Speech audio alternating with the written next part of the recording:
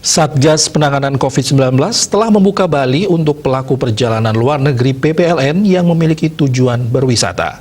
Hal ini tentu angin segar bagi Pulau Dewata untuk menumbuhkan kembali roda perekonomian. Ketua Kesatuan Pelaut Indonesia Cabang Bali, Idewo Putu Susilo menyambut baik kebijakan tersebut, di mana Bali akhirnya menjadi tempat karantina bagi pelaku perjalanan luar negeri. Kondisi ini tentu akan berdampak positif bagi pertumbuhan ekonomi di Bali yang masih mengandalkan sektor pariwisata. Di sisi lain, PMI asal Bali tidak perlu lagi melakukan karantina di Jakarta dan sangat membantu meringankan beban biaya mereka.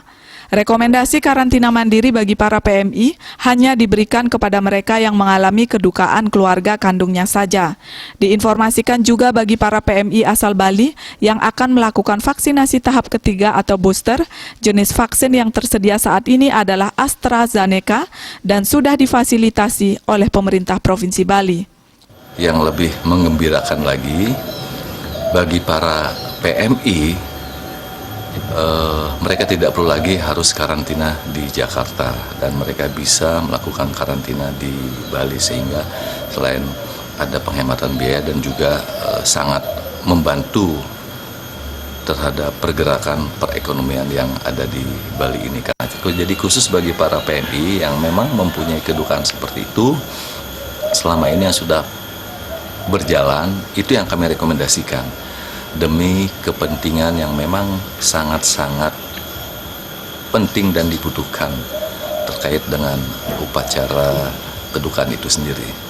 Untuk jenis vaksin booster yang tersedia adalah AstraZeneca untuk saat ini. Nah, bagi para PMI atau pelaut khususnya memang benar-benar membutuhkan.